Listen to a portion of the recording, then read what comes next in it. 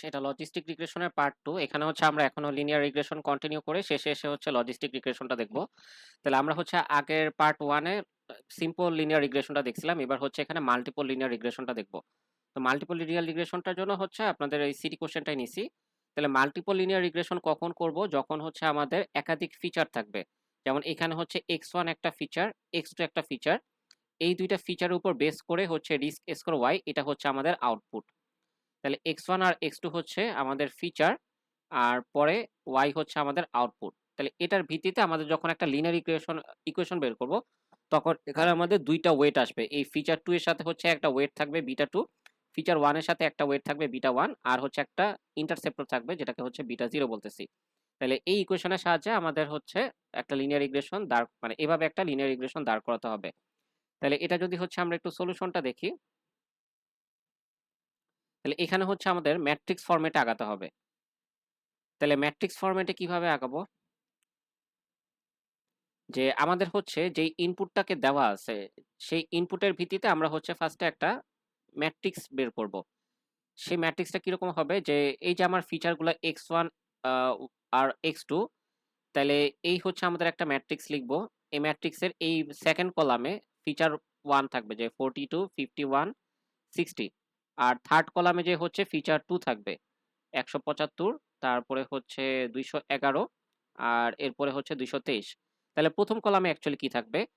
এই যে আমার ইকুয়েশনগুলো যদি আমরা একটু তাকাই, যে সেকেন্ডে হচ্ছে x1 আছে, থার্ডে হচ্ছে x2 আছে, প্রথমে b0 এর সাথে কিছু নাই, বিটা 0 এর সাথে কিছু নাই। কিছু না থাকা মানে হচ্ছে আমরা ধরে নিতে পারি 1 গুণ আকারে আছে। তাহলে ম্যাট্রিক্সের প্রথম কলামটা আমরা হচ্ছে অলওয়েজ 1 দ্বারা ফিল আপ করব। তাহলে এই হবে আমার হচ্ছে ইনপুট ম্যাট্রিক্স। তাহলে আমরা যদি একটু সলিউশনের সাথে মিলাই, এই যে প্রথম কলামগুলোয় 1, দ্বিতীয় কলামে হচ্ছে আমার ফিচার x1, আর থার্ড কলামে যে হচ্ছে আমার ফিচার x2, এবং হচ্ছে আমার ওয়াই ম্যাট্রিক্সটা কোত্থেকে আসছে? ওয়াই ম্যাট্রিক্সগুলো হচ্ছে আমার এই আউটপুটগুলো নিয়ে আসছে -0.6, 0.5 আর হচ্ছে 1.6, এখান থেকে আসছে ওয়াই ম্যাট্রিক্স। এখন এখান থেকে আমাদের এই যে ওয়েট তিনটা বের করতে হবে, যে বিটা 0 কি হবে, বিটা 1 কি হবে, আর বিটা 2 কি হবে। এটা বের করার জন্য একটা ম্যাট্রিক্স ফর্মুলা আছে। সেই ম্যাট্রিক্স ফর্মুলাটা হচ্ছে এটা: x ট্রান্সপোজ এর সাথে x কে মাল্টিপ্লাই করব, করে যে নতুন ম্যাট্রিক্সটা পাবো তার হচ্ছে ইনভার্স নিতে হয়। এটার সাথে মাল্টিপ্লাই করতে হয় x ট্রান্সপোজ y কে। তার মানে হচ্ছে আমার প্রথমে x ট্রান্সপোজ x এই মাল্টিপ্লিকেশনটা লাগবে, তারপর হচ্ছে এটার ইনভার্সটা লাগবে, তারপর হচ্ছে x ট্রান্সপোজ y এই মাল্টিপ্লিকেশনটা লাগবে, ফাইনালি হচ্ছে এই দুইটা রেজাল্টকে ইনভার্স করতে হবে। তাহলে এই জিনিসগুলো আমরা জাস্ট হচ্ছে ক্যালকুলেটরে করে করে যাব। তাহলে হচ্ছে আমরা x ম্যাট্রিক্স এখান থেকে ট্রান্সপোজ বের করলাম, x ট্রান্সপোজ জাস্ট হচ্ছে রো গুলা কলামে শিফট হয়ে গেছে।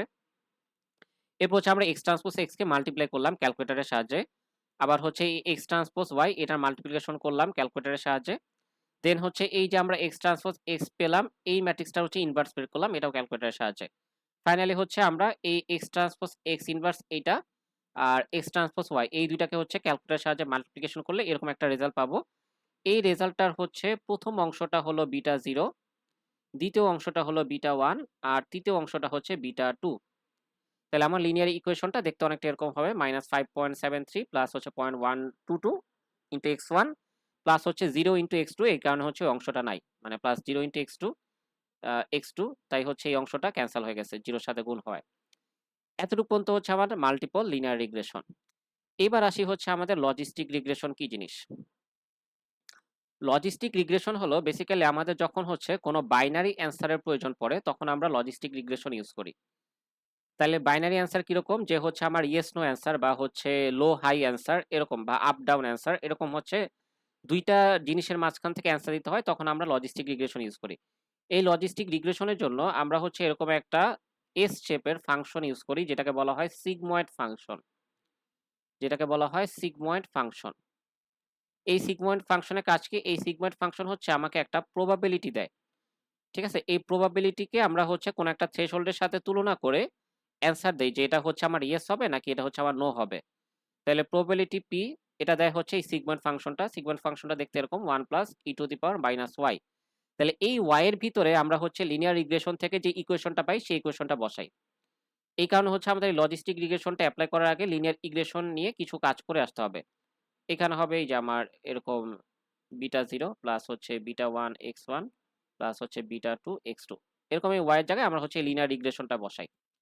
তাহলে আমরা এই লজিস্টিক রিগ্রেশনে যদি ইউজ কেসটা দেখি আমাদের ওই সিটি কোশ্চেনটা থেকেই, যে এখানে ফার্স্ট হচ্ছে আমাদের এরকম লিনিয়ার রিগ্রেশন বের করতে বলছে, এরপর বলছে এই লিনিয়ার ইকুয়েশনটা থেকে একটা পেশেন্ট যার বয়স হচ্ছে 46 এবং কোলেস্টেরল 160, তার হচ্ছে কোলেস্টেরলের হাই রিস্ক আছে নাকি নাই, এই যে এরকম একটা বাইনারি অ্যান্সার ইয়েস বা নো, হাই রিস্ক নাকি লো রিস্ক, এরকম অ্যান্সারের ক্ষেত্রে আমরা লজিস্টিক রিগ্রেশন ইউজ করব।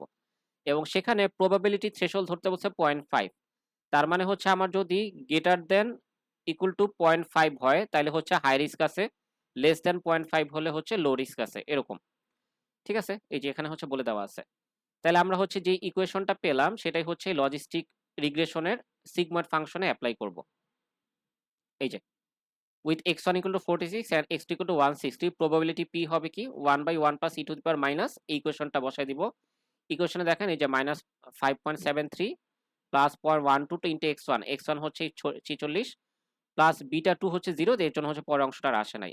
এটা ক্যালকুলেট করলে আসে 0.47, যেহেতু এটা থ্রেশহোল্ডের থেকে কম, তার মানে আমরা বলতে পারি পেশেন্টের হচ্ছে লো রিস্ক আছে কোলেস্টেরলের।